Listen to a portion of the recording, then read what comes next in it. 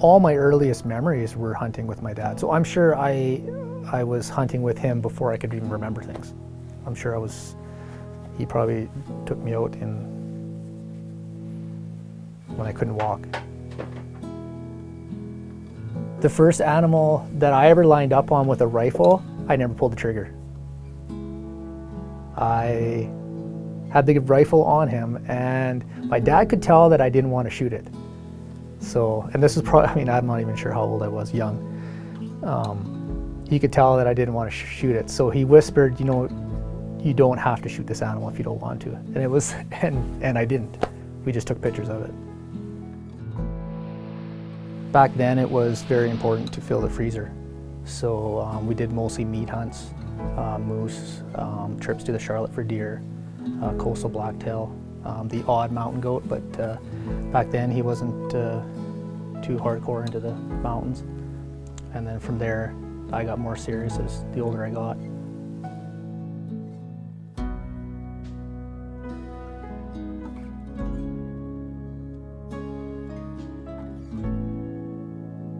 Truthfully, I moved from Terrace to kind of broaden my hunting opportunities, and moved to Prince George because it was so central. I could be hunting different parts of BC, pretty much any part of BC in a day's drive or less.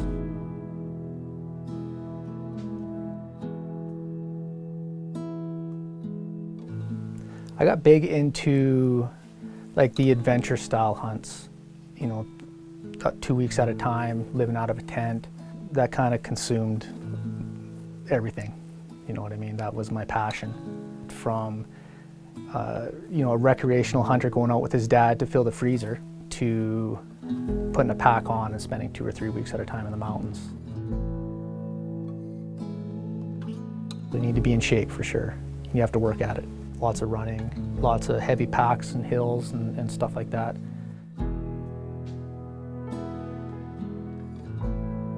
If you harvest an animal, awesome. If you don't, that's fine. Once the animal is harvested, however, you do have a lot of meat to pack off the mountain, so that's when the work really begins. And it's grueling, because we take, you know, everything, every edible portion off the animal. Still coming out, you're looking at a 100-pound plus pack. Guy could put hundreds of miles on in a season trying to harvest an animal. So when you do, you're excited, right? All that hard work is paid off. But at the same time, there is remorse for me when you take an animal's life. Yeah.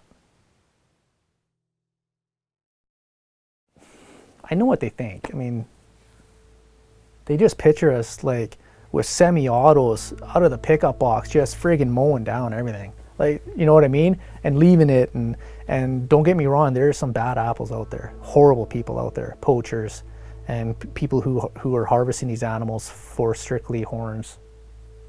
I'll tell you for a fact that the majority of hunters, when they hear of something being poached, it angers them and saddens them.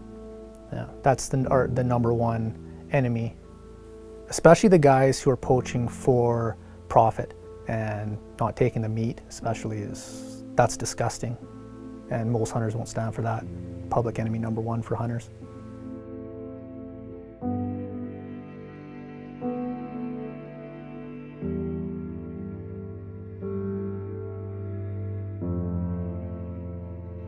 Hunters are so passionate about the outdoors and the animals that they hunt. They're the ones that are out there on their days off, in the bush. They're the ones that are taking notice of climate change and population increases and decreases. And they're really on the front lines when it comes to conservation. Every license and every tag that they buy, and most hunters buy tags for everything. So that's hundreds and hundreds of dollars that's going to conservation per hunter. Not only that, almost every hunter that I know is a member of multiple organizations like BC Wildlife Federation, Sheep Society, SCI. All those membership fees go into conservation and groups like that that are trying to ensure a future for hunting.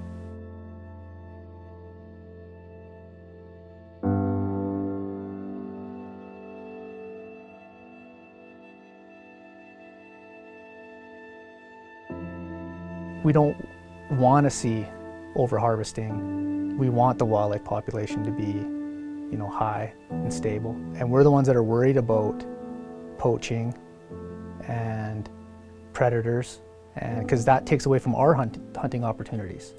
So, I mean, we're on the front lines. We care more than most people do.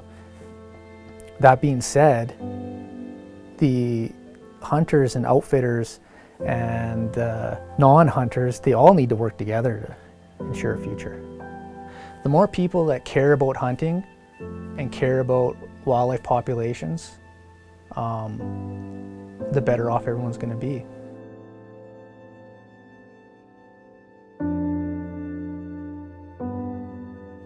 If people don't mentor young people on hunting and the respect for animals and love for animals, then we got problems in the future, right?